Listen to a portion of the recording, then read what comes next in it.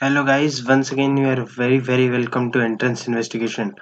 Guys, आज के इस वीडियो में हम फंक्शंस का पार्ट 2 करने वाले हैं discuss. This is the part 2 of functions. Part 1 आपने करा होगा, पिछला वीडियो जो था वो पार्ट 1 था।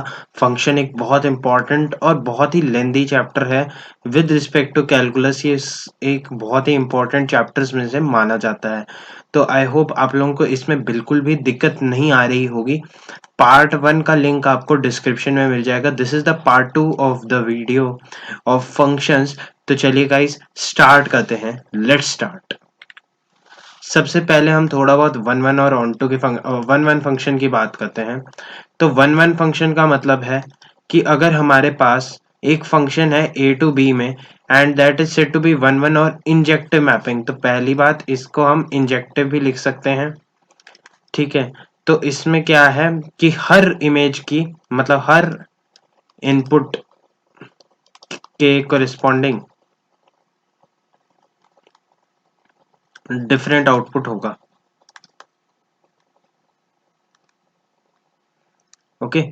ये हम हिंदी में लिख सकते हैं, मतलब मिक्स टाइप लैंग्वेज कह सकते हैं।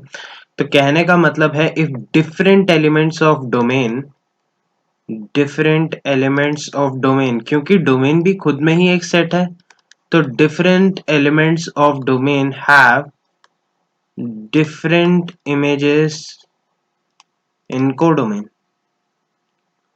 Okay, this is what we are going to discuss. जैसे अगर हमारे पास ये सेट ए है एंड लेट्स से ये सेट बी है। यहाँ पर ए सेट मेरा डोमेन है और बी सेट मेरा कोडोमेन है। Okay, this is my B set. तो ए में जो भी एलिमेंट्स है, लेट्स से अगर ए में 3 एलिमेंट्स हैं तो बी में भी 3 एलिमेंट्स होंगे और ये यूनिकली इसके कोरिस्पॉन्डिंग यही वाला होगा, इसके कोरिस्पॉन्डिंग यही वाला होगा और इसके कोरिस्पॉन्डिंग यही वाला होगा। तो यानी कि 1 to 1 इंटरेक्शन है, वो किसी और से मतलब नहीं रखता है। ठीक है।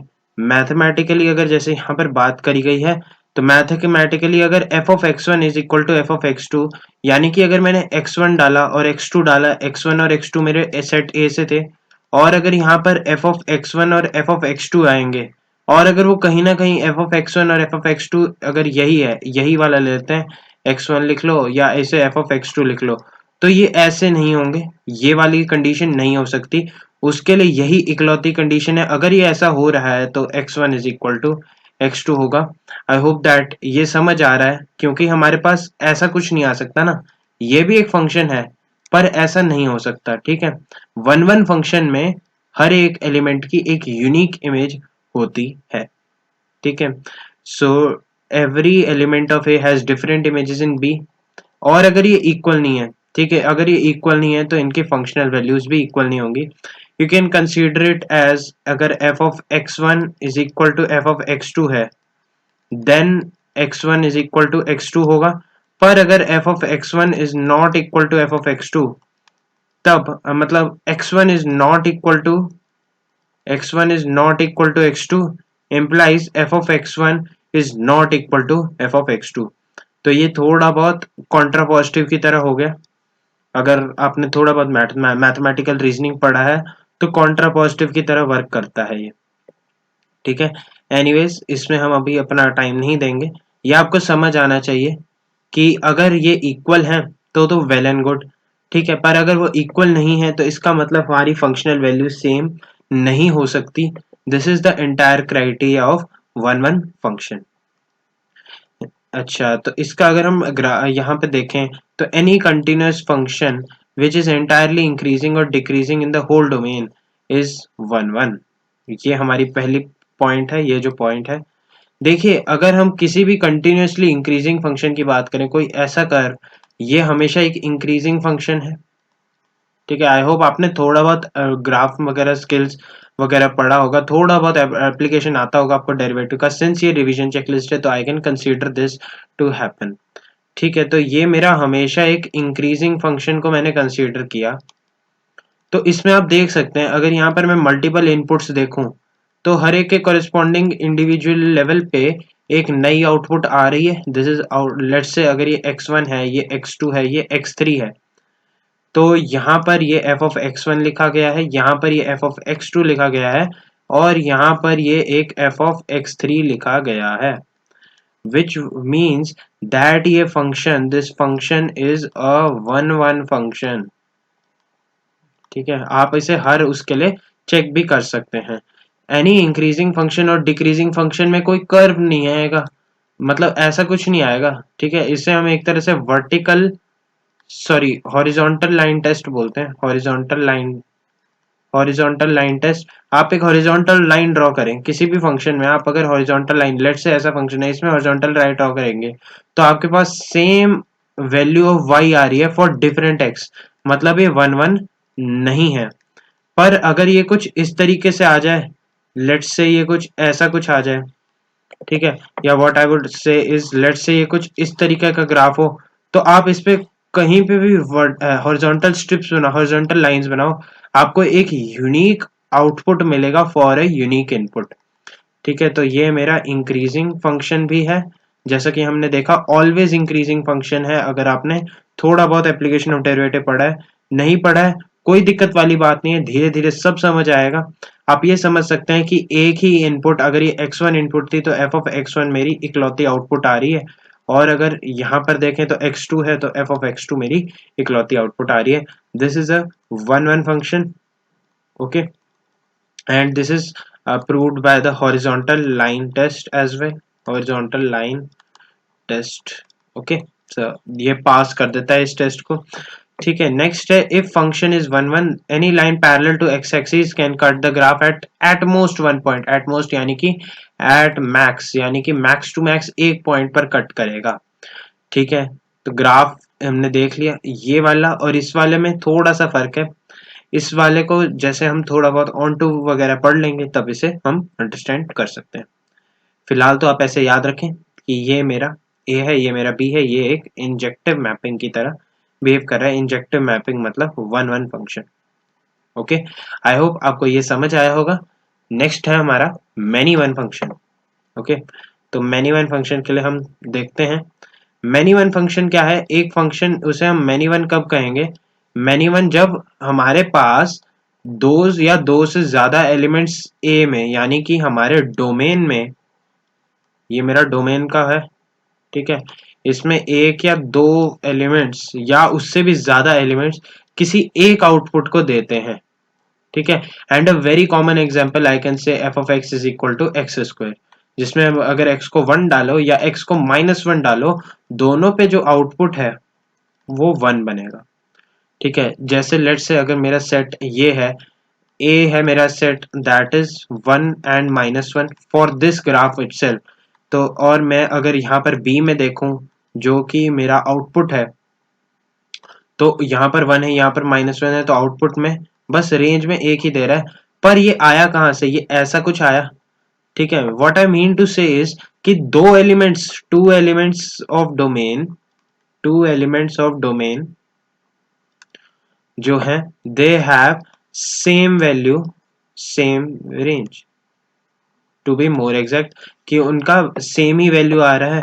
तो if x1 is equal, if f of x1 is equal to f of x2, ठीक है, if this is happening then and x1 is not equal to x2, then f of x is a many one function. f of x is a many one function. I hope ये आपको समझ आया होगा। Okay, ये हमारी बात है sorry, mapping ऐसे है यहाँ पर दी हुई। यहाँ पर कहा है f of x1 is equal to f of x2। अच्छा, जब वो इक्वल है ही नहीं तो कोई मतलब ही नहीं बनता। ऑब्वियस सी बात है, हम कहें कि if x1 is equal to x2 but f of x1 is not equal to f of x2, तो ये वाला तो function, this is not a function. ठीक है, तो अगर किसी को वो डाउट आ रहा है तो that is not a function in itself. यहाँ पर हमने जो बात की, आई थिंक ये आपको सबको क्लियर होगी। ओके, यहाँ पर हमने बात की कि यहाँ पर दो एलिमेंट हमारे पास सेम आउटपुट दे रहे हैं, तो ये एक मैनी वन फंक्शन की प्रॉपर्टी है। ओके, यहाँ पर अब हमारे पास दो और नोट लिखे हुए हैं। सबसे पहले लिखा हुआ है कि हमारे पास एक कंटिन्यूअस फंक्शन है। ठीक है, एक कंटिन्यूअस फंक्शन है, this any continuous function with at least one local maxima और लोकल मिनिमम। यानी कि ये अगर हम ऐसे कोई फंक्शन की बात करें या टू बी मोर एग्जैक्ट अगर मैं ऐसे कुछ ही फंक्शन की बात करूं जिसमें ये ऐसा कुछ आ रहा है, यहाँ पर एक मैक्सिमा आ गया और यहाँ पर एक मिनिमा आ गया, local maxima local minima respectively. तो यहाँ पर हम देख सकते हैं अगर हम इसमें vertical sorry horizontal line test करें, हॉरिजॉन्टल लाइन ड्रॉ करें पैरेलल टू एक्स एक्सिस, तो ये मल्टीपल पॉइंट्स पे कट कर रही है। तो मतलब यहाँ पर अगर मैं ये वाला पॉइंट देखूं, लेट्स से ये 0 ही है, ठीक है, लेट्स से this is 2 and let's say this is 6, तो 0 2 और 6 पे लेट्स से इसका आउटपुट 1 ही आ रहा है। तो आई कैन से अगर मैं इसकी मैपिंग बनाऊं तो इसका आउटपुट 1 ही आ रहा है, जिससे मैं कंक्लूड कर सकता हूं कि ये एक मैनी वन फंक्शन है, मैनी वन फंक्शन है। ओके, सो आई होप आपको ये समझ आया होगा। तो ये मैनी वन फंक्शन हो गया। अगर हम एग्जाम्पल की ही बात करें तो एक्स स्क्वायर जैसे हमने एग्जाम्पल लिया तो उसका ग्राफ से भी देख सकते हैं हम, ग्राफ कुछ ऐसा होगा और यहाँ पर अगर 1 है तो इसी के सिमेट्रिक यहाँ पर -1 आ जाएगा, ठीक है, दिस इज -1। तो यहाँ पर 1 और -1 पर हमारे पास आउटपुट तो 1 ही आएगा, ठीक है। तो ये ऐसे लिखा जा सकता है। तो एफ ऑफ एक्स यहाँ पर हमारा मैनी वन फंक्शन बन जाता है, मैनी वन फंक्शन बन जाता है, जिसमें हमारा हॉरिजॉन्टल लाइन टेस्ट करने पर हमारे पास 2 आउटपुट या उससे ज़्यादा, तो हॉरिजॉन्टल लाइन टेस्ट करने पर 2 और मोर देन 2 आउटपुट्स हमें मिल जा रही हैं, then that function can be said to be a many one function. So if a function is many one, at least one line parallel to x axis will intersect the graph of function at least twice. ठीक है, तो अगर हम एक बार local maxima, अकेला local maxima देख के कर लेते हैं, तो लोकल मैक्सिमा इस टाइप के किसी ग्राफ में आ रहा होगा। ये हमारा ग्राफ है, लेट्स से कोई भी हमारे पास ये y is equal to F of x, ये एक फंक्शन है। तो इसमें हम अगर vertical line horizontal line test करेंगे तो यहाँ पर लेट्स से आउटपुट हमारे पास 2 है, ये मेरे पास 1 है और ये मेरे पास 3 है, I am assuming to be symmetric.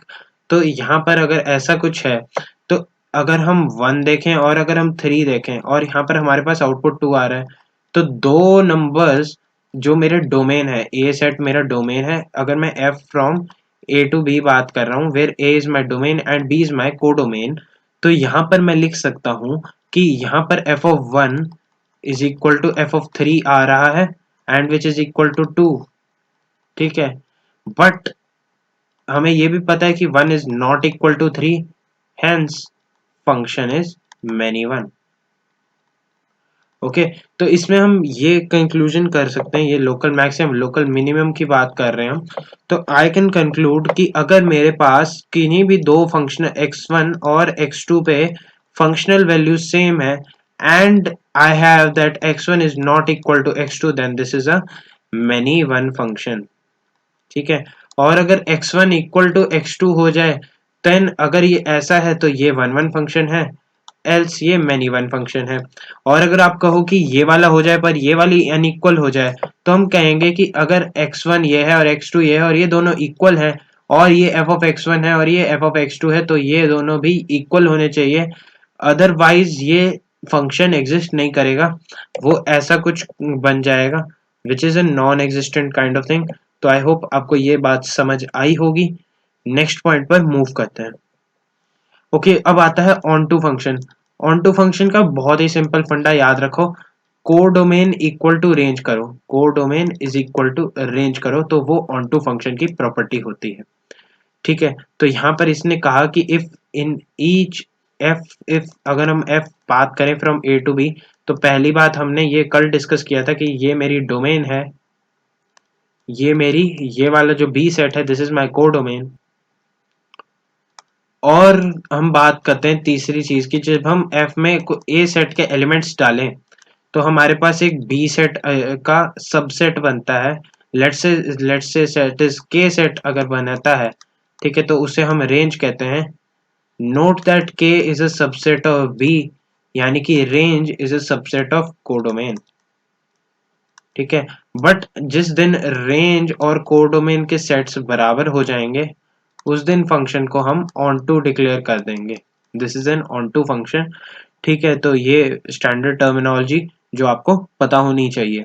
तो if a function is such that each element in B that is a codomain is the f image यानी कि फंक्शनल रूल को सेटिस्फाई करती है with some element in A, then we can say that function A is onto of B, thus f is A to B surjective, यानी कि on to का हम दूसरा नाम लिख सकते हैं सर्जेक्टिव, ठीक है, सर्जेक्टिव लिख सकते हैं।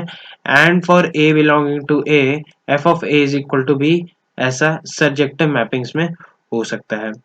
अच्छा, प्लीज नोट दैट कि यहाँ पर अगर हम बात करें कि codomain equal to range, which is a major prominently जिसको आपको यूज करना है वो यही वाली चीज है, पहली बात तो कीप आई ओवर दिस, ठीक है। आप देख सकते हैं यहाँ पर बी सेट में बहुत सारे एलिमेंट हो सकते थे, बट सारों की कोई ना कोई प्री इमेज है। तो अगर यहाँ पर बी सेट में अगर मैं बात करूँ तो हर एक every element has a pre-image, then I can conclude कि the function can be an onto function, ठीक है, बिकॉज रेंज और कोडोमेन बराबर उस केस में भी हो जाएंगे। तो if range is equal to codomain this function is onto, this is everything what you need to check over it. अगर मैं इनटू फंक्शन की बात करता हूँ, इनटू फंक्शन में बहुत सिंपल है, जो फंक्शन ऑन टू नहीं है वो इनटू हो जाएगा। अगर हम इसके डायरेक्टेड ग्राफ्स की बात करें, तो ये A है, लेट्स से ये हमारे पास B है, और ये हमारे पास पॉइंट P है, ये Q है, और ये लेट्स से R है।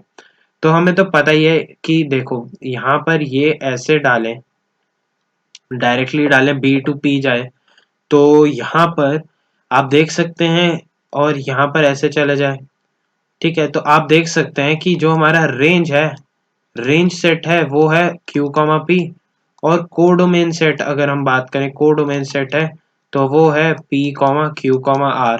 तो range is a subset of codomain, this is true, but range is equal to codomain, this is false, है ना, इस चीज का ध्यान रखें। बेसिकली वही है, जो फंक्शन ऑन टू नहीं होगा वो इनटू होगा ही होगा, ठीक है। तो फिर if a to b such that there exists at least one element in codomain which is not the image of any element in domain, then the function is into function। I hope आपको ये समझ आया होगा। Next point पर move करते हैं। तो अब हमने इसी से कंक्लूजन निकाला, दो तरह के फंक्शंस के ऊपर हमने बात की। सबसे पहले फंक्शन की हमने बात की वो था या तो फंक्शन वन वन होगा या मैनी वन होगा, और दूसरी तरीके से हमने बात की या तो फंक्शन हमारे पास ऑन टू होगा या इनटू होगा, ठीक है। तो इसी का अगर हम देखें तो पहले प्लेस को फिल करने के दो वेज हैं और दूसरी प्लेस को फिल करने के दो वेज हैं, मतलब मेरे पास चार केसेस आ सकते हैं। वाया पीएनसी आई कैन से कि या तो फंक्शन वन वन और ऑन टू हो जाए या वन वन इनटू हो जाए, फिर यहाँ पर मैनी वन ऑन टू हो जाए और मैनी वन इनटू हो जाए, ठीक है। तो ऑन टू फंक्शन को we can call surjective, okay, and हम वन वन फंक्शन को वी कैन कॉल इंजेक्टिव। इसमें आप एक चीज का याद रखें कि इंजेक्टिव भी हो जो फंक्शन प्लस सर्जेक्टिव भी हो तो उसे हम बाइजेक्टिव कहते हैं, okay. So this is a bijective function. तो यहाँ पर हम वन वन और ऑन टू फंक्शन की बात करें, इसमें हम बाइजेक्टिव फंक्शन कहते हैं इसे, ठीक है, जो दोनों है इंजेक्टिव एंड सर्जेक्टिव। ये वाला इनटू है तो सर्जेक्टिव नहीं है, नॉट सर्जेक्टिव लिखा है, और इंजेक्टिव लिखा है। मैनी वन ऑन टू में सर्जेक्टिव बट नॉट इंजेक्टिव, और मैनी वन इनटू में नाइदर सर्जेक्टिव नॉर इंजेक्टिव। ये हमारी टर्मिनोलॉजी होती है जो आपको याद होनी चाहिए, ओके। सो अगर हम पहली बात, अगर हम वन वन फंक्शन और ऑन टू फंक्शन की बात करें, ऑन टू फंक्शन का कहना है कि codomain is equal to range होना चाहिए,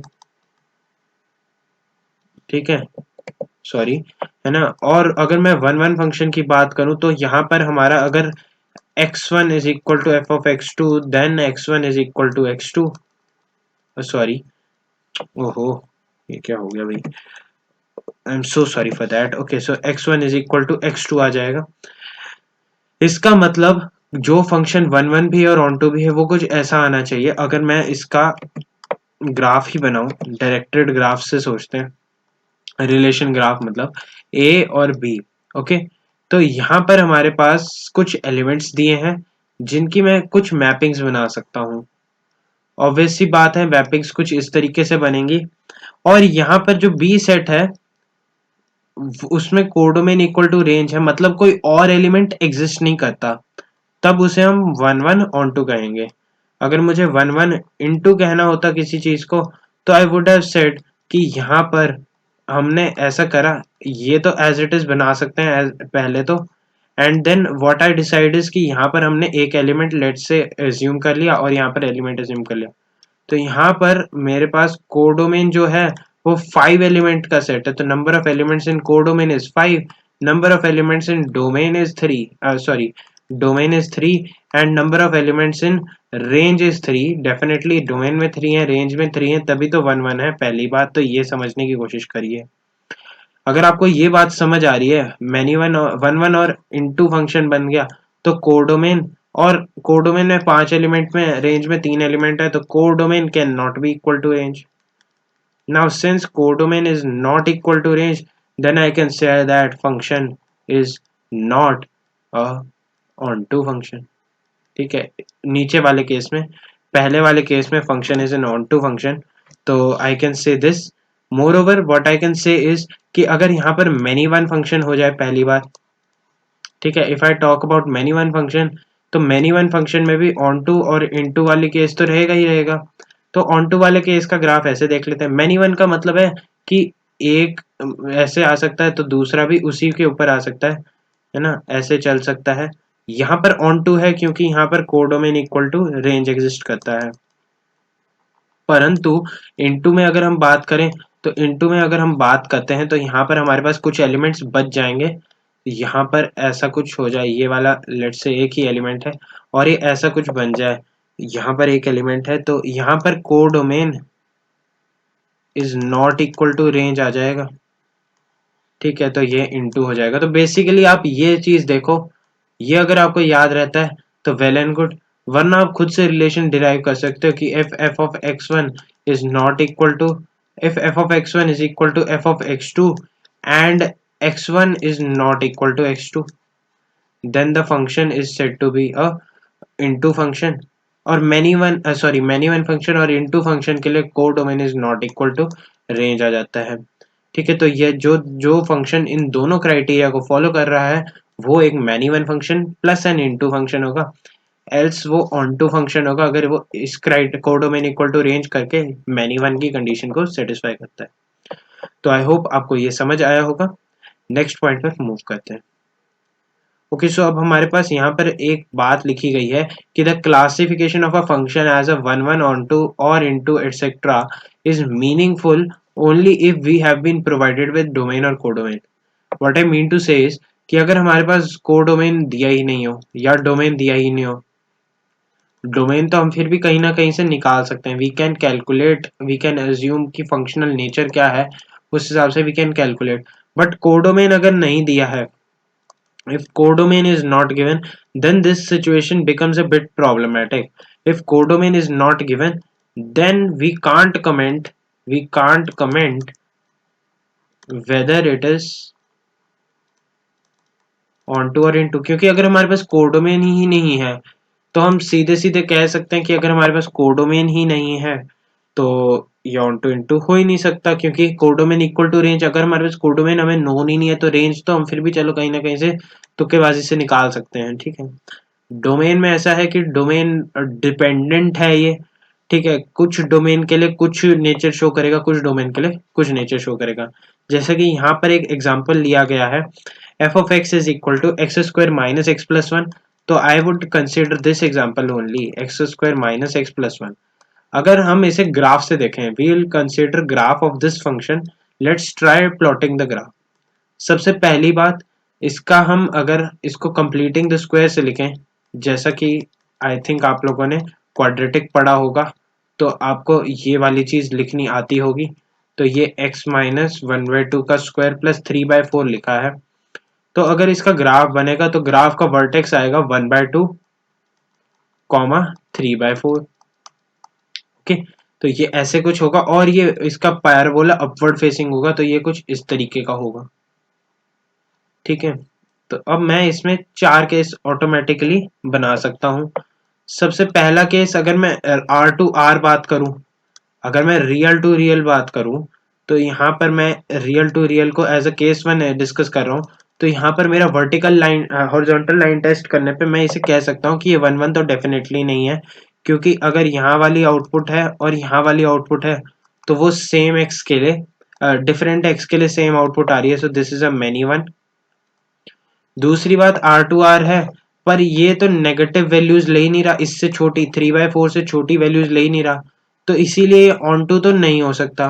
R2R के लिए ये वाला डोमेन है, ये वाला कोडोमेन है, पर R2R में R कोडोमेन है, पर यहाँ पर ये तो बहुत सारी वैल्यूज ले ही नहीं रहा है। अगर वो एक भी नहीं लेता तो वो इनटू हो जाता, ये तो बहुत सारी हैं तो ये इनटू आ जाता है। दूसरा केस अगर मैं कंसीडर करूं R2 3/4 से लेकर के इंफिनिटी, अब यहाँ पर हम कह सकते हैं कि ये तो स्टिल आ ही रहा है, दो वैल्यूज आ रही हैं तो स्टिल ये मैनी वन तो है, परंतु अब यहाँ पर इसने जब हमने कोडोमेन को करा रिस्ट्रिक्ट तो कोडोमेन इक्वल टू रेंज वाली कंडीशन बन गई यहाँ पर।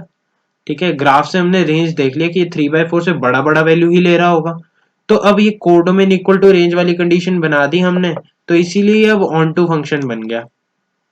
ठीक है, थर्ड केस, अगर हम थर्ड केस को देखें, थर्ड केस को देखते हैं, लेट्स से 1/2 से लेकर के इंफिनिटी, ठीक है, से लेकर और आर, तो 2R, तो इसमें अगर हम बात करें, if we would talk about this, ठीक है, मतलब बेसिकली ये ऐसे है ना। ठीक है, तो अब इस वाले केस के लिए बात करते हैं, let's talk about this case. 1/2 से इंफिनिटी मतलब हमने डोमेन रिस्ट्रिक्ट किया, हमने इसके आगे आगे देखना है, तो हमारा ग्राफ बस लिटरली इतना ही ग्राफ बचा। ठीक है, इतना ही ग्राफ बचेगा हमारे पास। ओके, तो इतना ही ग्राफ बचा, तो ये ग्राफ तो इंडिविजुअल लेवल पे बोल सकते हैं कि ये 1/2 है और इससे आगे है सारा ग्राफ। तो अगर हम इसमें हॉरिजॉन्टल लाइन टेस्ट कर रहे हैं तो ये एक 1 1 फंक्शन आ रहा है। ठीक है, डेफिनेटली 1 1 आएगा। और अगर मैं इसमें बात करूं कि आर आ सकता है क्या रेंज, तो मैं कहूंगा यार 3/4 से नीचे वाले तो आ नहीं सकते, तो इसीलिए 1 1 तो नहीं है, so this is an onto function, sorry this is an into function, I am sorry, onto कहाँ से हो गया। ठीक है, और अगर मैं चौथा केस कंसीडर करूं 1/2 से लेकर के infinity to, if I talk about 1/2 से इंफिनिटी टू 3/4 से लेकर के इंफिनिटी, ठीक है, तो ये वाला जो फंक्शन है इसमें देखो 1/2 से इंफिनिटी वाला तो डेफिनेटली एक 1 1 फंक्शन है, और अगर हम 3/4 से इंफिनिटी की बात कर रहे हैं तो वो रेंज को इक्वल टू कोडोमेन आ जाता है, तो इसका मतलब ये एक 1 1 फंक्शन है, एंड साथ साथ ये इसमें एक ऑन टू फंक्शन है, so this is 1 1 on to.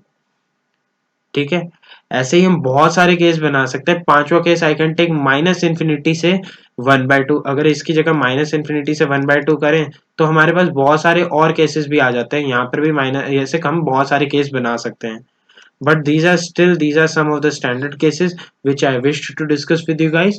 I hope आपको ये समझ आया होगा। ये हमारे पास मैनी वन और 1 1 ग्राफ से देखना आपको समझ आ गया होगा। देखिए, सिंपल सी बात है, जो हमारे पास रिस्ट्रिक्शंस दिए हमारे पास दिया होना चाहिए, पर्टिकुलरली ये हमारे पास अगर दिया हुआ है तो हम उसके ऊपर कमेंट कर सकते हैं, else we are not very well known with the fact कि हम कमेंट कर सकते हैं कि नहीं। जैसे यहाँ पर R2R की बात करी इसने, 1/2 से R, ये हमने सारे केस डिस्कस करे, तो आई थिंक आपको ये केसेस समझ आए होंगे। ठीक है, तो पसंद आ रहा होगा वीडियो आपको, तो चलिए आगे बढ़ते हैं अगले पॉइंट पर। ठीक है, अब if f is both injective and surjective, injective plus surjective, तो उसे हम बोलते हैं बाइजेक्टिव। ठीक है, this is a bijective mapping. Okay, so bijective functions are invertible, they are also invertible, named invertible, non singular और बाई यूनिफॉर्म। ठीक है, बाई मतलब ये बेसिकली दो तरह के एडजेक्टिव्स को फॉलो कर रहा है, इसलिए ऐसे रख सकते हैं। ये इन्वर्टेबल होते हैं, नॉन सिंगुलर होते हैं और बाई यूनिफॉर्म होते हैं, याद रख सकते हो। तो इन दोनों को मत याद रखना, बस ये याद रखना कि बाइजेक्टिव जनरली इन्वर्टेबल होते हैं। अगर ऐसा कुछ, अगर ऐसी कोई टर्म्स होंगी तो ही वुड डिफाइन कि bijective non singular mapping is equivalent to, non singular mapping is equivalent to bijective mapping, ऐसा कुछ लिख के देगा वो। ठीक है, वो पहली बात तो ऐसे पूछेगा ही नहीं। ठीक है, ठीक है, और अगर पूछ भी ले कभी तो बोल देना कि नॉन सिंगुलर बाइजेक्टिव मैपिंग होती है, उसके लिए बता भी दी। आई होप ये भी समझ आ गया होगा। अब हम थोड़ा सा देखते हैं कि वन वन और many one functions, number of functions में कितने आ सकते हैं। तो उसमें सबसे पहले इसे हम एक तरह से PNC based problem on function बोल सकते हैं। Will take an example, let's say हमारे पास एफ है फ्रॉम ए टू बी, और मेरे ए में लेट्स से मेरे पास ए में दो एलिमेंट, या फिर ए में हम let's say small element, number of elements is small है, number of elements in A is small है, तो यहाँ पर स्मॉल है नंबर ऑफ एलिमेंट्स है, और number of elements in B is let's say small b. ठीक है, I am talking about number of elements. ठीक है, तो यहाँ पर हमारे पास बी एलिमेंट्स हैं और यहाँ पर ए एलिमेंट्स हैं। ओके, इसकी बात कर रहे हैं। सबसे पहले इस बात को समझने की कोशिश करो कि नंबर ऑफ पॉसिबल फंक्शंस कितने हैं, ये समझने की कोशिश करते हैं सबसे पहले। फिर उसके बाद हम क्लासिफाई करेंगे कि वन वन कितने हो सकते हैं, मैनी वन कितने हो सकते हैं, और किस किस क्राइटेरिया में वो वन वन या मैनी वन बनने की कंडीशन है। ठीक है, पहले मैं तो ये बात करते हैं कि नंबर ऑफ पॉसिबल फंक्शन कितने हैं।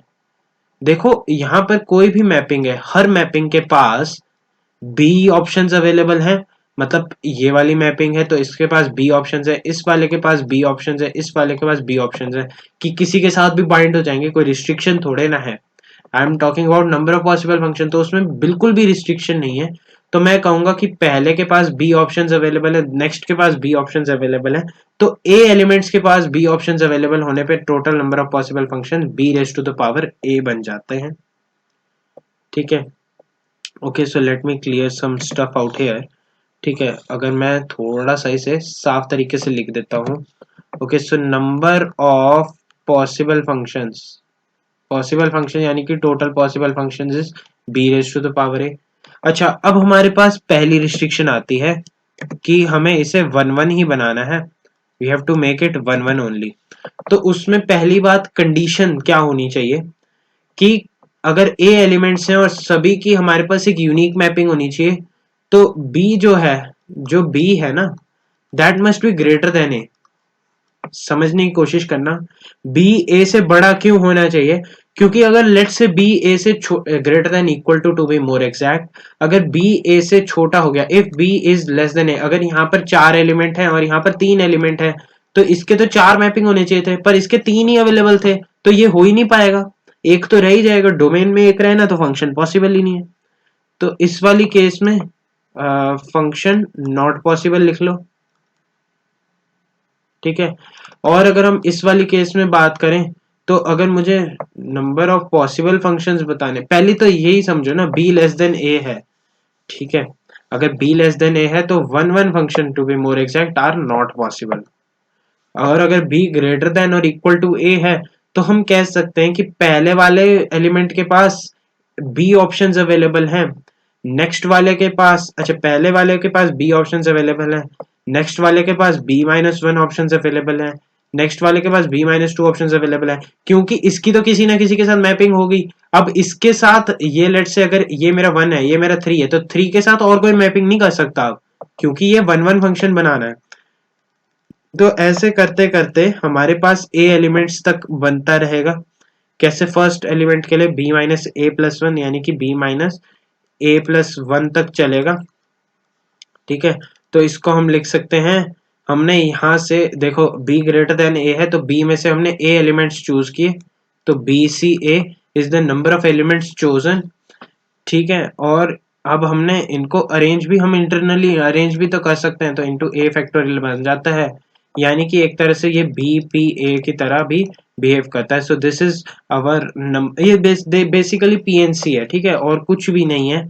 अब ये जब भी इक्वल हो जाएंगे तो वो एन फैक्टोरियल आ जाएगा, क्योंकि एन आ जाएगा नेक्स्ट एन माइनस वन, तो ये ऐसे बीपी है। इसको याद रखने की जरूरत नहीं है, this is not to be crammed, this is not to be remembered, this is to be understood. ये सारा गेम अंडरस्टैंडिंग का है। अब जितने यहाँ पर बन गए, ये तो सारे हमारे पास वन वन फंक्शन थे। तो अब अगर हमें मैनी वन पूछे, कोई मैनी वन पूछे, तो हमारे पास टोटल पॉसिबल फंक्शन है minus number of one one function, that is many one function. ठीक है, तो आई होप आपको ये समझ आया होगा कि number of function one one और मैनी वन कैसे निकाले जाते हैं। ठीक है, तो ये क्लियर है, तो हम नेक्स्ट पॉइंट पर मूव कर सकते हैं। अब है हमारे पास कुछ एल्जेब्रिक ऑपरेशंस जो फंक्शंस के ऊपर लगते हैं। सबसे पहले हम कह रहे हैं कि if f and g are real valued functions in the domains of a and b respectively where both f and g are defined in the intersection of a and b, then we can define कि f plus g of x क्या है, f minus g of x क्या है, f into g of x क्या होता है और f divided by g of x क्या होता है, ये हम डिफाइन कर सकते हैं। ठीक है, तो जब हमारे पास सम होता है ना, जब हमारे पास सम हो रहा होता है किन्हीं दो फंक्शंस का, तो हमारा जो डोमेन होता है वो इंटरसेक्शन ऑफ दीज होता है, क्योंकि हमें इसको भी डिफाइन करना है और इसको भी डिफाइन करना है। डोमेन ऑफ डेफिनेशन इसलिए हमारे पास इंटरसेक्शन से आती है कि ए इसकी पहले की डोमेन और बी इसकी दूसरे की डोमेन, तो दोनों को कॉमन रहना है, तो कॉमन रीजन में होना चाहिए। प्रोडक्ट में थोड़ा वैसे तो लोचा होता है, बट जनरली हम कह सकते हैं कि ये वाली चीज ऑटोमेटिकली एडजस्ट करी जा सकती है, क्योंकि कंडीशंस है, कंडीशंस तो ऑलवेज अप्लाई करेंगी ही। इस वाले में हमें ये देखना है कि यार एफ ऑफ एक्स डिफाइन होना चाहिए, जी ऑफ एक्स डिफाइन होना चाहिए, तो ऑब्वियस सी बात है डोमेन तो इंटरसेक्शन में आएगा। Moreover g of x non zero होना चाहिए, क्योंकि ये फ्रैक्शनल, ये एक रैशनल फंक्शन है, तो इसमें जी ऑफ एक्स नॉन जीरो होना चाहिए। एक एडिशनल कंडीशन ऐड हो जाती है हमारे इसमें। ठीक है, ये हमारे पास कुछ एल्जेब्रिक ऑपरेशंस थे फंक्शंस पे। आई होप ये समझ आ गया होगा। तो नेक्स्ट पॉइंट पर मूव करते हैं। अब है हमारे पास थोड़ा बहुत होमोजीनियस फंक्शंस। तो फंक्शन को अगर हमें चेक करना है, चेकिंग फॉर होमोजीनिटी, ठीक है, what we have to do is to check for homogeneity. तो if we have to check for homogeneity of functions, तो अगर हमारे पास फंक्शन x, y है इज समवट लाइक, मतलब कुछ एक्सप्रेशन दिया गया है x और y में, तो अगर हम उसकी जगह लेमडा x या लेमडा y डालें, या वी एक्स वी वाई डालें या लेमडा डाल लें, तो वो कुछ लेमडा की पावर n टाइम्स हमारे पास F of X comma Y ऐसा वाला फंक्शन रिट्रीट होना चाहिए, वापस आना चाहिए, ये वाली चीज यहाँ पर लिखी हुई। और हमारे पास ये लेमडा की कुछ पावर कॉमन हो सकती है, इसमें n कुछ भी हो सकता है, 0 1 2 कुछ भी हो सकता है, डजेंट मैटर। बट हम कहेंगे कि a function is said to be homogeneous with respect to set of variables if each of these set is of same degree with respect to those variables। For example इन्होंने जो example दिया है हम उससे भी समझ सकते हैं।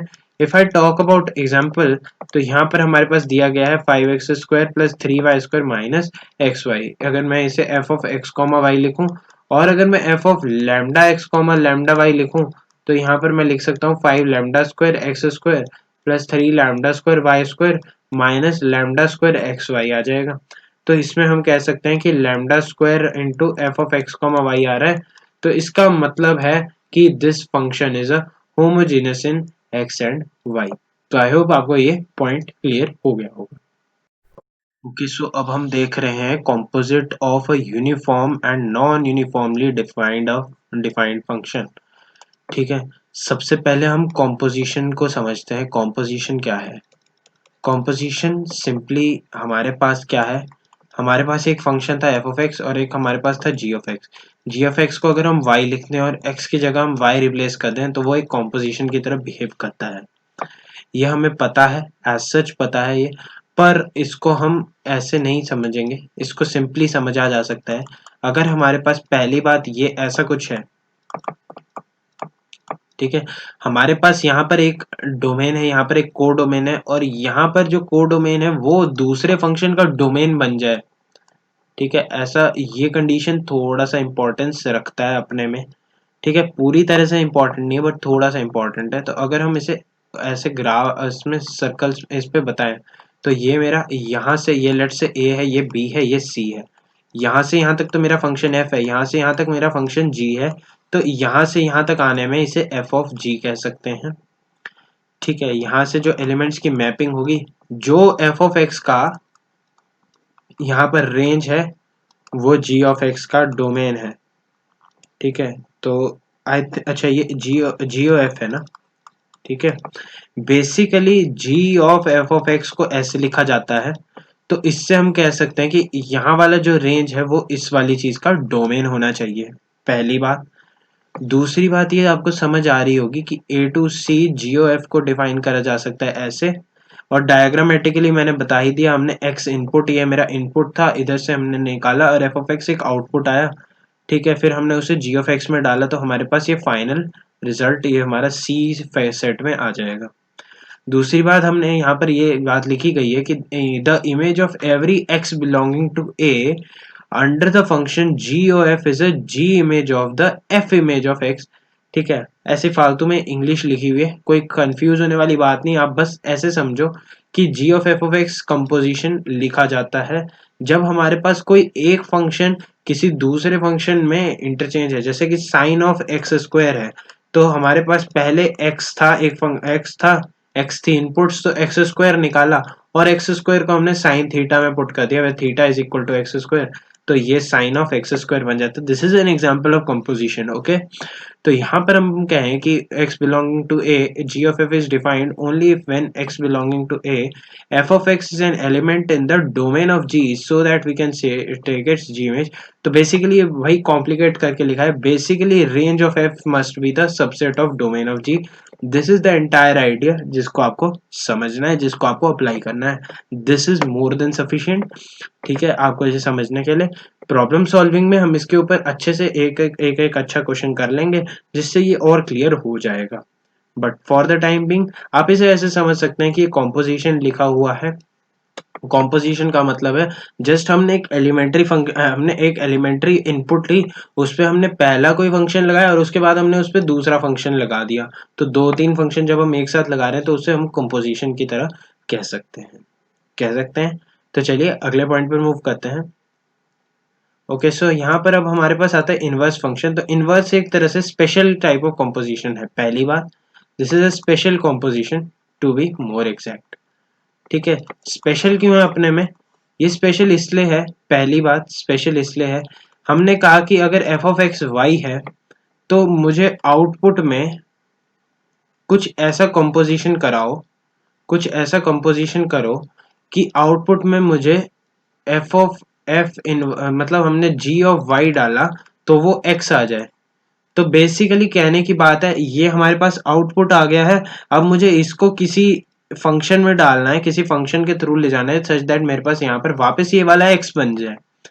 ठीक है, तो ऐसे टाइप के फंक्शन को इनवर्स कहते हैं। सिंपल, देखो इतना सिंपल नहीं है, मतलब देखो एफ ऑफ एक्स अगर वाई दिया गया है तो इसको हम ऐसे समझ सकते हैं कि अगर यहाँ से मैंने x देखा तो यहाँ पर मुझे y मिला, ये मेरा f की डायरेक्शन में गया, पर अब मुझे ये वापस इस वाले सेट पे जाना है। तो यहाँ पर अगर कोई ऐसा सेट हो जो इसी के सेट की रिजेम्बलेंस हो, है ना, और इसी को हम इसी से मैप कर रहे हैं, तो ये वाली जो चीज है, ये वाला जो पाथ है, इसे हम इनवर्स बोलते हैं कि हम वापस आ रहे हैं। देखो हम 2 का इनवर्स करें, 2 बार करेंगे तो वो वापस 2 आ जाएगा ना। ठीक है, 1/2 करो, 1/2 का इनवर्स करो तो वापस आ जाएगा। तो मतलब बेसिकली हम कोई फंक्शन लगा रहे हैं और फिर उसके बाद हम उसी के ऑपोजिट सेंस वाला एक फंक्शन लगा दें तो वो वही आउट इनपुट दे देगा। तो हमें इनपुट निकालने के लिए इनवर्स फंक्शन का यूज पता होना चाहिए। अब हम समझते हैं, पहली बात यहाँ पर लिखा गया है कि a to b is a 1 1 and onto function. ये समझना बहुत इंपॉर्टेंट है। क्यों इनवर्स में एक 1 1 और ऑन टू फंक्शन ही होना चाहिए? क्योंकि देखो ए से लेकर के बी मैपिंग होनी है और बी से लेकर के वापस ए मैपिंग होनी है। ये मेरा इनवर्स का पाथवे है और ये मेरा फंक्शन का पाथवे है। लेट्स से मेरे पास अगर एक मैनी वन फंक्शन हो, इसने कहा 1 1 है, मैं जिद पे आ गया कि मैंने यार मैनी वन लेना है, तो मैंने मैनी वन लिया। अब ये जैसे अगर ये 1 3, ये 1 3 था और ये 2 था, ठीक है, तो अब 2 को मुझे वापस लिखने में थोड़ा सा दिक्कत होगा, थोड़ा सा हिचकिच होगी क्योंकि 1 3 है, पर किसी हमने पढ़ा था कि किसी एक एलिमेंट डोमेन के दो वैल्यूज नहीं आ सकते। इसका मतलब ये फंक्शन एग्जिस्टेंट ही नहीं है। तो फंक्शन अगर एग्जिस्टेंस ही नहीं रखेगा, इनवर्स फंक्शन एग्जिस्टेंट नहीं है, तो उस केस में इनवर्स एग्जिस्ट नहीं करेगा, तो मैनी वन में इनवर्स एग्जिस्ट नहीं कर सकता। दूसरी बात, एक फंक्शन को ऑन टू क्यों होना चाहिए, ये समझते हैं भाई। ऑन टू फंक्शन होने से क्या होता है कि ये हमारे पास अगर ऐसे मैपिंग्स चल रही हैं, लेट्स से ये हमारे पास मैपिंग है, अगर यहाँ पर हमारे पास कोई एलिमेंट कोडोमेन में बच गया तो नेक्स्ट पार्ट में तो वो डोमेन की तरह एक्ट कर रहा है, पर डोमेन की तरह एक्ट तो जरूर कर रहा है, पर इसका हमारे पास कोई इसका कोई प्री इमेज पहले था ही नहीं, ये वाला ऐसा कोई इमेज था ही नहीं। सिंस इसका कोई हमारे पास इस टाइप का इमेज था नहीं, तो हम ये बात पे कंक्लूजन ला सकते हैं कि ये वाला एज सच डोमेन में एम्प्टी रह गया, और हमें पता है कि फंक्शन में डोमेन में कोई एलिमेंट एम्प्टी नहीं रह सकता है, जो कि बेसिक प्रॉपर्टी होती है फंक्शन की, जिसकी वजह से मैं कह सकता हूँ कि मेरे लिए ये कंडीशन बहुत इंपॉर्टेंट है कि कोडोमेन और रेंज भी बराबर हो, और क्योंकि कोडोमेन और रेंज बराबर हो गए तो उसे हम ऑनटो फंक्शन कह सकते हैं। ये बातें वैसे आप लोगों ने पढ़ी होंगी, तो आई थिंक इनमें ज्यादा डिस्कशन करके टाइम वेस्ट करने के अलावा हम इसे एक ऐसे समझ सकते हैं कि ये एक बस मैपिंग, एक पाथवे है, जिस पाथवे में हमें वन वन और ऑन टू फंक्शंस को एक वापसी पे मतलब मोड़ लेके दूसरे एंड पर वापस पहुंचना है। सो यहाँ पर हमारे पास दिया गया है कि अगर जी बी टू ए है सच दैट, अगर ये दिया गया है तो हम इसमें ये वाली कुछ कंपोजिशन करें सो दैट ये ऐसा बन जाए, तो हम जी को एफ इनवर्स से रिप्रेजेंट कर सकते हैं। दिस इज, ठीक है, ये आपको समझ आ जाएगा। ठीक है, ये हमारा इनवर्स का बेसिक फंडा है, मतलब लॉजिक इज दिस। नाउ अब इसकी प्रॉपर्टीज हैं, ये काफी इंपॉर्टेंट है, प्रॉपर्टीज समझना इंपॉर्टेंट रहता है। सबसे पहले inverse is a unique, inverse unique है। ऑब्वियस सी बात है इनवर्स यूनिक होगा, क्योंकि वन वन और ऑन टू फंक्शन का इकट्ठे होना वो भी एक यूनिक फंक्शन है। ठीक है, तो इनवर्स ऑफ अ बाइजेक्शन यानी कि inverse of a one one and onto function is unique in itself. ऐसा नहीं कि तीन इनवर्स आ जाएंगे, एक ही इनवर्स आएगा।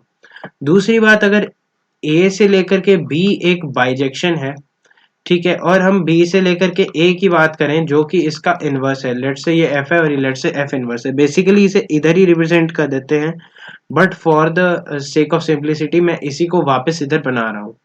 ठीक है, तो हमारे पास F O ji is equal to ji of F is equal to identity, एक प्रॉपर्टी होती है जो आपको याद रखनी है। ठीक है, ये आइडेंटिटी इन बी है। ठीक है, तो आइडेंटिटी इन बी यानी कि हम यहाँ पर y डालेंगे तो हमारे पास आउटपुट में x आ जाए, और अगर हम x डालें तो आउटपुट में y आ जाए। तो बेसिकली हमारे पास x या y आ जाए, यानी कि उसे हम आइडेंटिटी कह सकते हैं। आइडेंटिटी फंक्शन आप लोगों ने पढ़ा होगा कि अगर हम F of x equal to x की बात करें तो वो एक आइडेंटिटी फंक्शन कहलाता है। सिमिलरली एफ ऑफ वाई की बात करें तो वो आइडेंटिटी फंक्शन कहलाता है। बेसिकली ये तो होना ही था ना, देखो f of g of x डाला, जी ऑफ एक्स से तुम्हें वाई मिला, और जब वाई मिल गया तो एफ ऑफ वाई डाला तो वापस वो एक्स ही देगा, क्योंकि हमने इनवर्स का फंडा लगाया। तो G is said to be the inverse of F, तो G is equal to F inverse. ठीक है, एंड यहां से आया G is equal to F inverse और यहां से आया F is equal to G inverse. ठीक है, तो यहां से दोनों ही आ सकता है, दोनों ही तरीके से ये ठीक है। तो अगर if f of g is I then f of F is I then f is inverse of itself. ठीक है, ये वाला पॉइंट बहुत इंपॉर्टेंट है, ये वाला पॉइंट बहुत बहुत बहुत ज्यादा इंपॉर्टेंट है, जिसको हम अभी थोड़ी देर में जब हम एक एग्जांपल देखेंगे तो करेंगे। ये वाला पॉइंट सबसे ज्यादा इंपॉर्टेंट है पूरे डिस्कशन में, क्योंकि ग्राफिंग स्किल के ऊपर बेस्ड है। That f and g are mirror images of each other in the line y is equal to x. तो इसका काम इधर इतना कम है, पर जैसे आप थोड़ा बहुत चैप्टर्स में आगे बढ़ेंगे, आप लेट से डिफरेंशिएशन करेंगे, फिर आप थोड़ा बहुत इंटीग्रेशन करेंगे। इंटीग्रेशन में जब आपको एरिया निकालना होगा और आप कहीं ना कहीं एक ऐसे फंक्शन में फंस जाओ जिसका आपको इनवर्स का एरिया आपको पता हो, अलोंग एक्स अलोंग वाई क्या होगा, तब आप इस वाले प्रॉपर्टी से उसको निकाल सकते हैं, क्योंकि ये रिफ्लेक्शन है, दे आर मिरर इमेजेस, तो ये कॉम्प्लीमेंट्री टाइप की थिंग्स को सेटिस्फाई करेगा। फिलहाल इस पे हम बात नहीं करते। जैसे यहाँ पर हमने देखा y is equal to l n x और e की पावर x के ऊपर बात की गई है, जिसके ऊपर हम वापस से थोड़ा सा डिस्कशन करेंगे, थोड़ा सा आगे बढ़ेंगे फिलहाल। ठीक है, inverse of bijection is always also a bijection. देखो बाइजेक्शन का ही इनवर्स एग्जिस्ट करता है, तो उसका भी इनवर्स एक बाइजेक्शन ही होगा। देखो यहाँ से अगर वन वन ऑन टू है तो यहाँ से भी आगे वन वन ऑन टू ही होना चाहिए, क्योंकि ये प्री इमेज भी वन वन ऑन टू ही रहेगी। ओके, यहाँ पर अगर ये ऐसे कुछ कंडीशन दिया हो f, then g of f inverse, अगर होल का इनवर्स देखें तो f inverse o g inverse की तरह इसे लिखा जा सकता है। ये भी एक प्रॉपर्टी होती है इनवर्स फंक्शन की। ओके, सो अब हम एक बार देख लेते हैं थोड़ा बहुत और इनवर्स फंक्शन के बारे में। देखो f O ji is equal to ji of F is equal to identity होता है, ये पहली प्रॉपर्टी। दूसरी प्रॉपर्टी हम एक एग्जांपल देख लेते हैं। लेट्स से अगर हम एग्जांपल देखें, क्योंकि यहाँ पर भी एग्जांपल्स की बात हो रही है, तो हम थोड़ा सा एग्जांपल पे ही वापस से फोकस करते हैं। अगर हम बात करें, कोई ऐसा फंक्शन लेते हैं, लेट्स से हम बात करते हैं बहुत ही सिंपल फंक्शन की, एक्स क्यूब और एक्स की पावर 1/3 की। तो एक्स क्यूब थोड़ा सा वैसे कॉम्प्लिकेटेड ना हो जाए आप लोगों के लिए, ठीक है। तो एक्स क्यूब कुछ इस तरीके से आएगा, इस तरीके का ग्राफ होता है एक्स क्यूब का। या हम चलिए इसको ऐसे ही कर लेते हैं, क्योंकि ये बहुत ही कॉम्प्लिकेटेड हो जाएगा आपके लिए इस लेवल पे। तो I am still I don't think इसको अभी करने की ज़रूरत है। हम इसमें साइन एक्स और साइन इनवर्स एक्स की बात करेंगे सबसे पहले तो, और हम दो चार चीज़ें और सीखेंगे। देखो, साइन एक्स और साइन इनवर्स एक्स की बात कर रहे हैं, ठीक है। प्रोबेबली मैं ये चीज़ इसलिए बता पा रहा हूँ क्योंकि साइन एक्स के लिए मैं कंडीशन लूंगा किसी पर्टिकुलर डोमेन में, दैट इज -π/2 से π/2 की बात करूंगा, ठीक है। ये मेरा डोमेन है। साइन एक्स अपने में ही एक मैनी वन फंक्शन है जो कि हम उसके ग्राफ से ही बता सकते हैं, ठीक है। 2 - 1 to 1 ऐसे लिख लिया, ये डोमेन। और यहाँ पर हमारे पास ऑटोमेटिकली कुछ चीजें डेवलप होने लग जाएंगी। सबसे पहले, कोई भी फंक्शन अगर 1 1 या ऑन टू ना हो तो उसका इनवर्स एग्जिस्ट नहीं कर सकता। पर उसका इनवर्स किसी पर्टिकुलर, देखो पहली बात हमने यही बात डिस्कस की थी ना, जब हमने x² - x+1 की बात की थी, तो हमने कहा था कि ये 1 1 और ऑन टू नहीं है। पर अगर हम इसकी कंडीशंस रख दें कुछ, कि ये मैंने डोमेन रख ली और ये मैंने रेंज रख ली, तो उस डोमेन और उस रेंज में ये -π/2 है और ये π/2 है। और अगर मैं बाकी पार्ट मिटा दूं, ये मैं बस एक इतना सा पार्ट छोड़ रहा हूँ, और if I remove the rest of the part, है ना, then what I am left out with is a 1 1 function. और क्योंकि मैंने इसमें कोडोमेन भी डिस्कस कर लिया, तो रेंज भी उसी का वही है, तो this is also an onto function. तो नाउ इसका इनवर्स एग्जिस्ट करता है। तो अगर हम इसको एज अ प्लॉट पे बनाए तो ये कुछ इस तरीके से बनता है, ठीक है। Not exact to the figure but still इतना बनता है। और हमें पता है कि अगर मैं y is equal to x plot करूंगा तो वो कुछ इस तरीके से आएगा, ठीक है। वो समवॉट लाइक दिस आएगा। हमने बात की थी कि इसका इनवर्स एक मिरर इमेज है, तो साइन इनवर्स एक्स का ग्राफ आएगा, वो इस वाले पॉइंट का मिरर इमेज इधर कहीं आएगा, ठीक है। तो ये ऐसा कुछ बनेगा। आई एम सॉरी, ये फिगर ऐसे डायरेक्टली नॉट टू स्केल है, बट इन एक रफ आइडिया लेने के लिए काफी था कि हमने अगर इसको ऐसे देखना है तो ये ऐसे आ जाएगा। दूसरी बात हम ये देख सकते हैं कि यहाँ पर अगर हम x की जगह y को रिप्लेस कर दें और y की जगह x को रिप्लेस कर दें, तो हमारे पास वो इंटरचेंज करने से इनवर्स ऑटोमेटिकली बन जाता है। तो अगर साइन एक्स वाई है, तो उसका इनवर्स लिखने के लिए मैं साइन वाई को x लिख सकता हूँ, यानी कि y को मैं साइन इनवर्स x लिख सकता हूँ। ये बात समझ आ जाती है कि अगर ये बात समझ आ गई है तो ये बहुत ही सिंपल लग रहा होगा। ओके, ऑब्वियस सी बात है, अगर साइन एक्स वाई है तो हमारे पास ऑब्वियसली डोमेन रेंज तो ऑटोमेटिकली चेंज होते ही रहेंगे, ठीक है। उसके लिए आप अगर कंफ्यूज नहीं होने चाहते, ऐसे यूज करो, इंस्टेड आपको ये समझ आ ही गया होगा, ठीक है। ग्राफ से देख सकते हैं कि ये वाली चीज -1 से 1 वाली इस वाली रेंज में थी, -1 से 1, और ये वाला यहाँ से यहाँ -1 से 1 में एग्जिस्टेंट है। दूसरा एग्जांपल देख लेते हैं, sorry, y is equal to e की power x and y is equal to natural log x। ये बहुत ही क्लियर एग्जांपल है।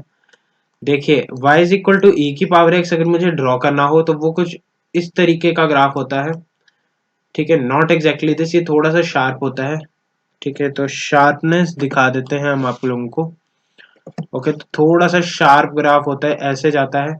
y is equal to x हमारा इस तरीके से लाइन जा रही होती है, this is my line y is equal to x. और y is equal to natural log of x, यानी कि ln x ऐसे आ जाता है। ये वाली चीज और ये वाली चीज अपने में ही इन्वर्स होते हैं, ठीक है। तो अगर हम किसी पॉइंट की बात करें, लेट से ये x1,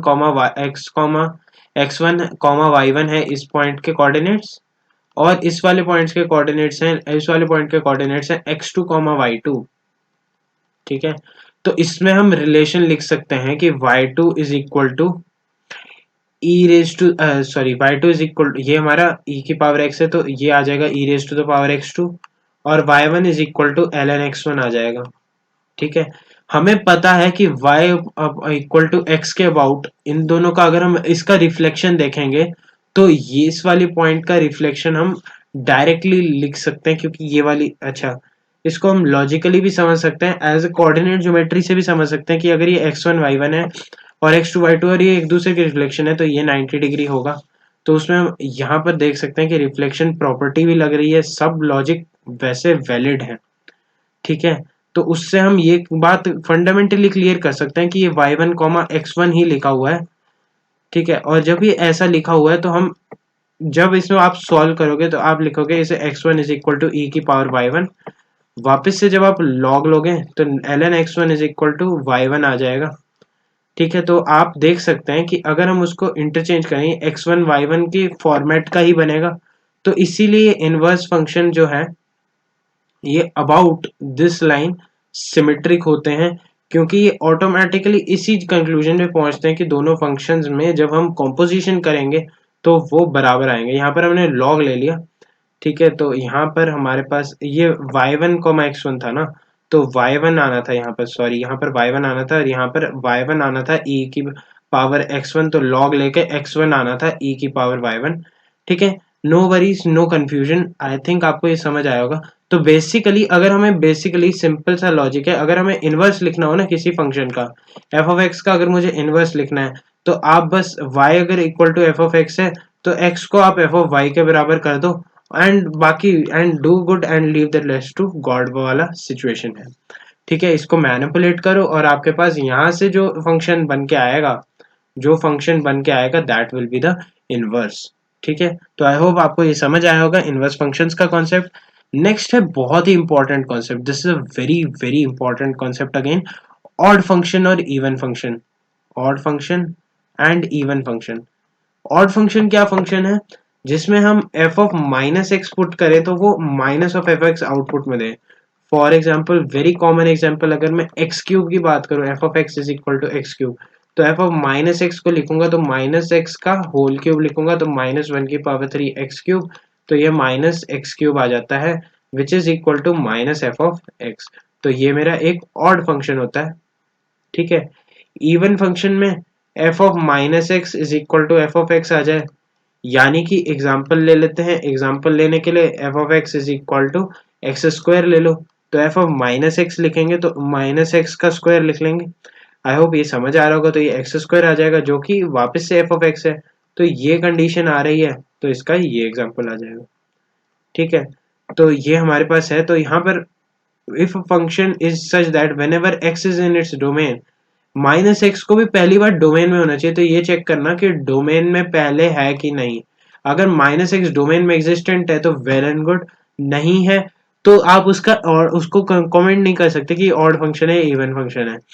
ठीक है, अगर ये ऐसी कंडीशन सेटिस्फाई करता है तो या तो ये इवन फंक्शन या ऑड फंक्शन की प्रॉपर्टी को सेटिस्फाई करेगा। नोट दैट ये हर फंक्शन के लिए अप्लाई नहीं होता, हर फंक्शन में हर फंक्शन ऑड फंक्शन या इवन फंक्शन नहीं होता है, कुछ function neither even nor odd भी होते हैं। ठीक है, तो यहाँ पर अब जैसे यहाँ पर लिखा हुआ है कि अगर हम F of x is equal to minus F of minus X is equal to minus F of X आ जाए तो ये ऑड फंक्शन है। तो उसमें जब हम F of minus X plus F of x कर रहे हैं तो वो जीरो आता है। ठीक है, and in the similar terms अगर हम इवन फंक्शन की बात करें तो एफ ऑफ माइनस एक्स भी एफ ऑफ एक्स के बराबर आता है। तो इसमें हम अगर हम इसमें F of x minus x करें तो वो जीरो आता है। ये इवन फंक्शन की प्रॉपर्टी होती है। ओके कूल, ये आपको समझ आ गया होगा।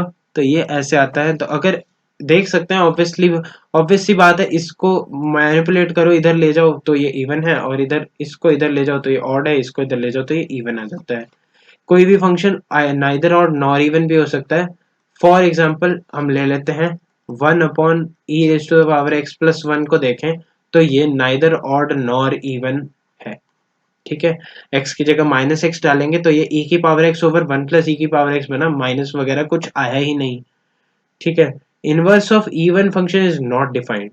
देखो इवन फंक्शन में एक प्रॉब्लम होती है, बेसिकली इवन फंक्शन प्रॉब्लम नहीं, मतलब कह सकते हैं इवन फंक्शन की प्रॉपर्टी कह सकते हैं कि अगर यहाँ पर x पे जो हो रहा है वही वाली चीज माइनस एक्स पे हो रही है तो इसका मतलब अगर मेरे पास एफ ऑफ 1 निकालूं और लेट से वो 3 आ जाए तो एफ ऑफ -1 भी 3 आएगा।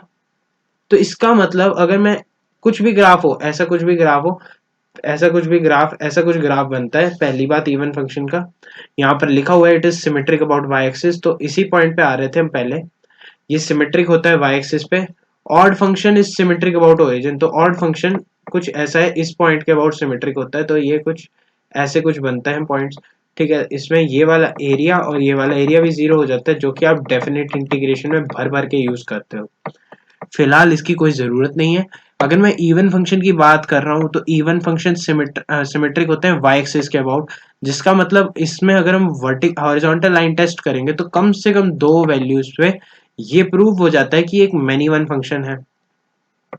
और क्योंकि एक इवन फंक्शन एक मैनी वन फंक्शन है तो इसका इनवर्स डिफाइन किया नहीं जा सकता है। ठीक है, जरूरी नहीं है कि हर इवन फंक्शन का इनवर्स डिफाइन नहीं किया जा सकता। अगर वो किसी पर्टिकुलर डोमेन की बात हो तो बात अलग है, बट इन जनरल अगर हम आर टू आर बात करें तो inverse of even function can never be defined.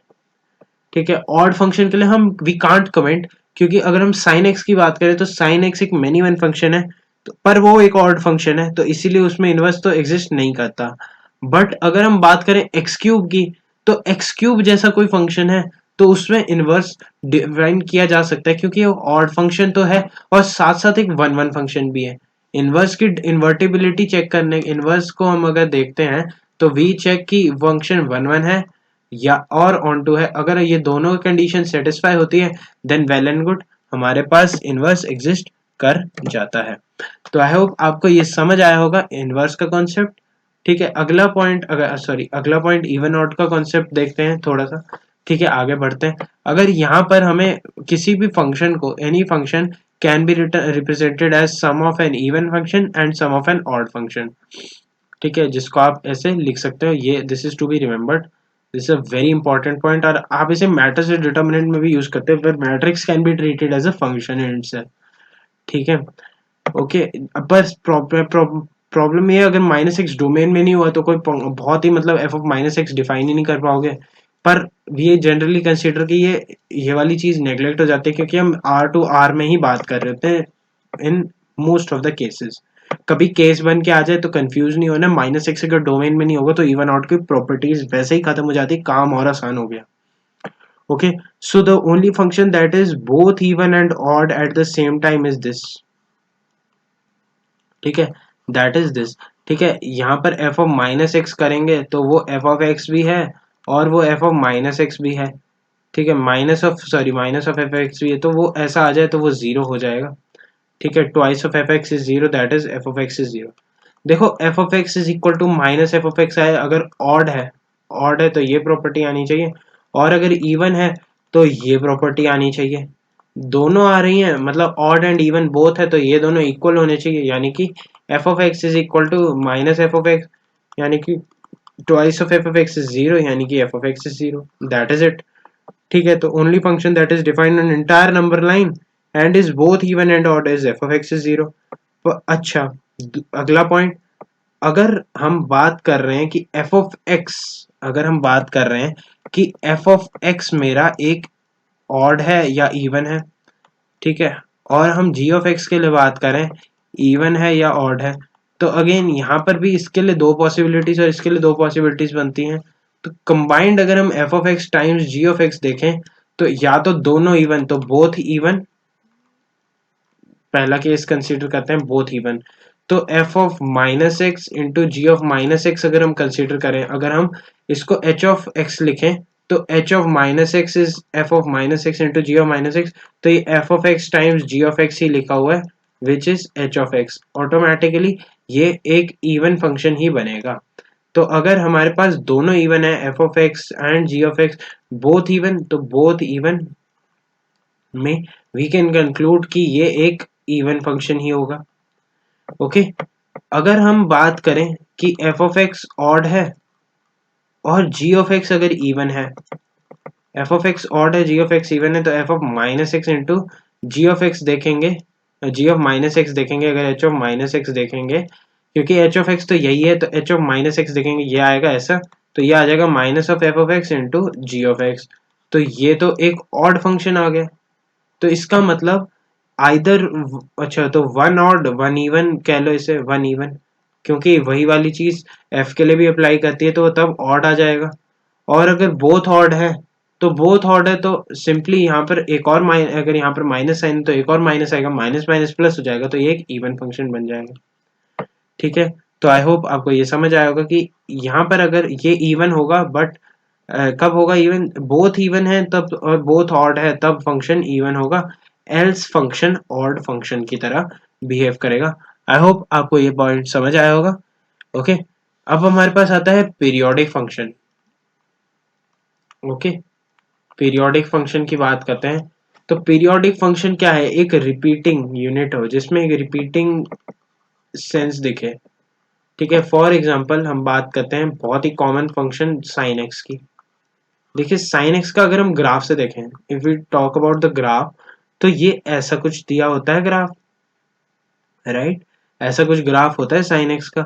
तो ये देखो, अगर यहाँ पर जीरो पर वैल्यू देखें और ऐसे यहाँ पर 2 पाई पे वैल्यू देखें, तो ये रिपीट हो रहा है, जीरो आ रही है दोनों पे वैल्यू। अगर यहाँ से हम पाई बाय 2 पे देखें और यहाँ से 5 पाई बाय 2 पे देखें, तो यहाँ पर दोनों पे 1 वैल्यू आ रही है।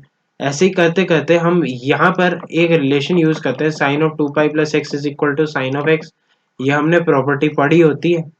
तो बेसिकली इसी से हम डिराइव कर सकते हैं पीरियोडिक फंक्शन की प्रॉपर्टी, कि F of x plus T is equal to F of X आ जाए, then the function is a periodic function. मतलब किसी टाइम के बाद, किसी टाइम इंटरवल के बाद वो अपने आप को रिपीट करने लग जाए।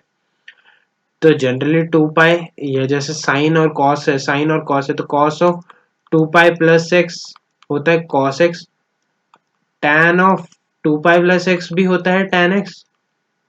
ठीक है, पर क्या हर बार ये वाली चीज प्रूव है, मतलब हर ट्रिग्नोमेट्री वाले के लिए 2 पाई है? आंसर इज नहीं भाई। देखो, सबसे पहला क्राइटेरिया जो हमें देखना होता है पीरियोडिक फंक्शन में, वो देखना है कि मिनिमम कहाँ तक है, क्योंकि हमें फंडामेंटल निकालना है। देखो, पाई प्लस एक्स लिखोगे तब भी तो वो, अगर हम टैन में देखें, पाई प्लस एक्स देखें, तब भी वो tan of pi plus x बनता है, और वो तब भी टैन एक्स बनता है, क्योंकि टैन की प्रॉपर्टी होती है वैसी। तो बेसिकली हमें फंडामेंटल देखना है। देखो, अगर किसी का पीरियड 2 पाई है तो 4 पाई के बाद भी वो रिपीट करेगा, 6 पाई के बाद भी रिपीट करेगा, पर हम देखते किसको है, 2 पाई को। तो वैसे ही अगर किसी का पीरियड 2 पाई है तो पाई पे भी चेक करना है और पाई बाय 2 पे भी चेक करना है। क्या पता वो पाई बाय 2 के बाद रिपीट कर रहा हूँ। तो जैसे tan x है, तो tan of pi by 2 plus X देखें पहले तो वो cot x आ जाता है, माइनस cot x आ जाता है, तो ये रिजेक्ट हो गया। पर अगर हम tan of pi plus X देखें, तो वो tan x आता है, मतलब F of x plus T is equal to F of X आ जाता है, तो इसीलिए tan x पीरियोडिक हो जाता है over pi. So I think ये आपको समझ आ गया होगा। नेक्स्ट है, अगर हम बात करें कि अगर t is the period, if t is the period, तो पहला पॉइंट अगर हम कहें कि f of x plus T is equal to F of T आ जाएगा, एफ ऑफ एक्स आ जाएगा। x को जीरो डाला तो F of T is equal to F of zero आ जाएगा। दूसरे केस में x को माइनस टी डाला तो F of zero is equal to F of minus T आ जाएगा। सारे इक्वेशंस को कंबाइन किया, ये हमारे पास आ जाता है। Inverse of periodic function does not exist, ये हमने अभी अभी थोड़ी देर पहले बात की थी कि यहाँ पर ये, अगर देखो, अगर F of x plus T is equal to F of x है, तो ये तो डेफिनेटली एक मैनी वन फंक्शन होगा, और मैनी वन फंक्शन है तो इनवर्स की प्रॉपर्टीज ऑटोमेटिकली खत्म हो जाती है। ठीक है, every constant function is always periodic with no fundamental period, this is to be remembered. जैसे जैसे अगर हम F of x equal to 2 की बात करें, तो y is equal to 2 line है। ठीक है, तो इसका हम बहुत ही छोटा वाला पीरियड नहीं निकाल सकते, तो इसीलिए there is a no fundamental period. Fundamental period क्या है, जो सबसे छोटा है। देखो, कोई चीज 2 पाई 4 पाई 6 पाई ऐसे भी रिपीट कर रही होती है। ठीक है, बट हम ऐसा नहीं कह सकते कि वो, अगर वो रिपीट कर रही है तो वेल एंड गुड, वो करने दो। बट द थिंग इज कि हमें कौन सा पीरियड लिखना है, अगर हमें आंसर लिखना हो किसी पर्टिकुलर पीरियड के बाद, तो वो सबसे छोटा पीरियड जो होता है उसे फंडामेंटल पीरियड बोलते हैं। ठीक है, next, if f of x has a period t and g of x has a period t, then it does not mean that इनका सम भी होगा पीरियड टी। ठीक है, तो एग्जांपल भी दिया हुआ है। ठीक है, इसका पीरियड है पाई, क्योंकि sine of pi plus x minus sine x और उसका मॉड भी साइन एक्स आ जाएगा। Cos of pi plus x, तो इन दोनों का अगर पीरियड टी है, इन दोनों का पीरियड पाई है ईच, ठीक है, एग्जाम्पल देख रहे हैं ना, इन दोनों का पीरियड पाई है। आप देख सकते हैं sine of pi plus x minus sine x बनेगा, मॉड की वजह से वो साइन एक्स ही रह जाएगा, तो मॉड साइन एक्स बन जाएगा। कॉस में वैसे ही बनेगा। बट अगर हम देखें क्या ये पाई बाय 2 पे भी आएगा, तो पाई बाय 2 प्लस एक्स पे ये वाली चीज बन जाएगी cos of x. Cos of x है और यहाँ पर cos of pi by 2 plus x minus sine x है, मॉड की वजह से वो साइन एक्स बन जाएगा, तो ये वापस वही फंक्शन बन गया। तो यहाँ पर f of pi by 2 plus x भी सेटिस्फाई कर गया, जबकि इन दोनों में तो पाई था पीरियड, तो ये एग्जाम्पल भी ऑटोमेटिकली ट्रू होल्ड कर गया। नेक्स्ट है, अगर F of x period T रखता है तो 1 बाय एफ ऑफ एक्स भी रखेगा और रूट एफ ऑफ एक्स भी रखेगा। ठीक है, ये सिंपल है, 2 पाई प्लस एक्स, ऑब्वियसली वो रूल है तो रूल वैसे ही सेटिस्फाई करता रहेगा। नेक्स्ट है, अगर एफ ऑफ एक्स का पीरियड टी है तो F of A plus B का period F of A x plus B का पीरियड टी बाय ए होगा। इसको कैसे समझे? इसको ऐसे समझा जा सकता है, देखिए लेट्स से हमारे पास ए एक्स प्लस बी है, तो हम इसी, अगर हमारे पास एफ ऑफ एक्स नोन है, हम F of A x plus b देख सकते हैं। कैसे? क्योंकि ये वाली चीज तो ओरिजिन पे जीरो, अगर हम ओरिजिन पे हम इसको देख सकते हैं तो कहीं ना कहीं सिमेट्रिक होगा। तो जो चीज ओरिजिन पे हो रही होती है वो यहाँ पर माइनस बी बाय ए पे हो रही होती है, पहली बात ये पता होगी। तो लेट्स से अगर मेरा ग्राफ ऐसे है, तो ए एक्स प्लस बी का ग्राफ, ए एक्स प्लस बी का ग्राफ माइनस बी से स्टार्ट होगा, माइनस बी बाय ए से स्टार्ट होगा। दूसरी बात, ये थोड़ा सा शार्प हो जाएगा, क्योंकि अगर हम यहाँ पर एफ ऑफ वन डालेंगे, अगर हम सिर्फ एफ ऑफ टू एक्स को देखें और एफ ऑफ एक्स को देखें, तो एफ एक्स को जब हम वन डालेंगे तो यहाँ पर एफ ऑफ वन आएगा, कॉमा, ठीक है, यहाँ पर एफ ऑफ वन आएगा, और इसमें एक्स की जगह हम 0.5 डालेंगे तब यहाँ पर एफ ऑफ वन आएगा। तो ये थोड़ा सा शार्प होगा अपने में, तो इसका मतलब ये पीरियड अपना छोटा कर रहा है। तो if the period becomes a smaller quantity, ठीक है, तो हम कह सकते हैं कि जैसे अगर हम साइन 2x की बात करें, तो देखो अगर हमारे पास x को हम पाई भी पुट करें, x के हम पाई प्लस एक्स की से भी रिप्लेस करें, तब भी वो साइन ऑफ 2x बनता है जब हम इसको पुट करते हैं। तो इसका मतलब अगर हमने 2 से डिवाइड किया तो 2 पाई बाय 2 बना, यानी कि पाई बन गया उसका पीरियड। तो हमें स्मॉलर क्वांटिटी चाहिए तो हम उसे डिवाइड कर लेते हैं, सो ये t बाय ए आ जाता है इसका पीरियड। बी से कोई फर्क नहीं पड़ता, b is just indication of the position of the starting point, या हम किसी भी पर्टिकुलर रेफरेंस पॉइंट से जिससे हम स्टार्ट कर रहे हैं, बीट ओरिजिन और समथिंग, तो हम उसको कंसीडर कर सकते हैं, but that won't affect the time period, पहली बात, ठीक है। तो अगर कोई आपसे बोले f of x plus B का टाइम पीरियड क्या होगा, आप कहोगे अगर इसका टी है टाइम पीरियड तो इसका भी टी ही रहेगा, पोजीशन से कोई फर्क नहीं पड़ता। पर ए एक्स प्लस बी में हमारे पास थोड़ी शेप में चेंज आ जाता है, जिसकी वजह से फ्रीक्वेंसी पे इफेक्ट पड़ता है। अगर आप फिजिक्स से देखें तो फ्रीक्वेंसी पे इफेक्ट पड़ता है, ओके, तो उसी वजह से वो ऑटोमेटिकली चेंज होता रहता है। तो this was all about a periodic function. Last topic है हमारा फंक्शनल इक्वेशन, ठीक है। तो फंक्शनल इक्वेशन के ऊपर हम थोड़ा बहुत चर्चा करते हैं। सबसे पहले हम बात करें f of x Y is equal to F of x plus F of y. ये देखो, ये हमारा एजम्पशन ऑफ फंक्शंस में बहुत हेल्पफुल होता है, एजम्पशन ऑफ फंक्शन, ठीक है, जिसको आप बहुत ही यूजफुल, ये बहुत ही यूजफुल चीज है, आपको ये इग्नोर नहीं करनी है। पहली बात देखो, हम लॉग की पहली प्रॉपर्टी, एक प्रॉपर्टी होती है log x plus log y, ठीक है। तो इसीलिए हम यहाँ पर अगर ऐसा कुछ फंक्शन तो हम लॉग ऑफ एक्स ले सकते हैं, टू बी मोर एग्जैक्ट हम log ऑफ x तो ले सकते हैं, बट इसके साथ साथ अगर हम कोई कांस्टेंट इंट्रोड्यूस कर दे तो उससे कोई फर्क नहीं पड़ेगा, क्योंकि वो बाहर ही आता रहेगा। तो इसीलिए ये अज्यूम कर सकते हैं, इंस्टेड ऑफ दैट हम एफ ऑफ एक्स को जीरो अज्यूम कर सकते हैं। तो ये दो प्रॉपर्टी पॉसिबिलिटीज रहती हैं। अगर देखो मल्टीप्लीकेशन में है, और ये भी इनके इंडिविजुअली तोड़ के मल्टीप्लीकेशन, यानी कि ये ऐसा कुछ पावर्स में होता है, ए की power X Y is equal to, sorry, X की power 2 is equal to X into X आ जाएगा, ठीक है, या एक्स वाई का स्क्वायर आ जाएगा, तो वो X square times Y square लिख सकते हैं ना। तो इसीलिए एक्स की पावर एन आ जाता है इसमें पावर, ठीक है, सॉरी, इसका वैल्यू यहाँ पर f of x is equal to x की पावर एन होना है, ठीक है। मैं थोड़ा सा क्लियर कर देता हूँ इसको, ताकि आप लोगों को दिक्कत ना हो, ये एज इट इज रखना जरूरी है। ओके, नेक्स्ट है अगर इन दोनों का सम हो रहा है, let's say F of x plus Y is equal to F of x plus F of Y, या F of x into F of Y, ऐसा कुछ दिया गया है, तो हमें पता होना चाहिए कि अगर यहाँ पर हम इस प्रॉपर्टी की बात करें जो इंडिसेस की होती है, तो ये प्रॉपर्टी हेल्प करती है इसमें फंक्शन एस्टिमेशन में। तो F of x can be somewhat like a raise to the power x, ठीक है, तो a raise to power x या ए रेज टू पावर के x to B more fundamental, to B more exact. और अगर हम last property की बात करें f of x plus Y is equal to F of x plus F of y, तो यहाँ पर हम लिख सकते हैं कि एफ ऑफ एक्स को हम के एक्स से रिप्लेस कर देते हैं, दैट इज इट, क्योंकि के टाइम्स एक्स प्लस वाई हमारा के एक्स प्लस के वाई ही बनता है, ठीक है। इसके अलावा एक और प्रॉपर्टी जो मैंने कल बताई थी, और ये एडवांस ओरिएंटेड प्रॉपर्टी है, मतलब इस पे एडवांस पे क्वेश्चन आया और मेन में भी कभी भी टपक जाएगा। अगर ऐसा कुछ लिखा हुआ है देन इसमें सिंपली सब्सटीट्यूट करो f of x to be 1 plus minus x raise to the power n, ठीक है। तो ये आपको याद रखने हैं रूल्स फंक्शनल इक्वेशंस को यूज करने के, ठीक है। तो आई होप आपको ये वीडियो पसंद आया होगा, पसंद आया होगा वीडियो तो लाइक कर देना, शेयर कर देना और सब्सक्राइब कर देना चैनल को। फिर हम आपके साथ और जुड़े रहेंगे, अगले वीडियो आएंगे, जल्द ही आएंगे। Until then bye bye, have a good time and see ya, thank you very much, bye.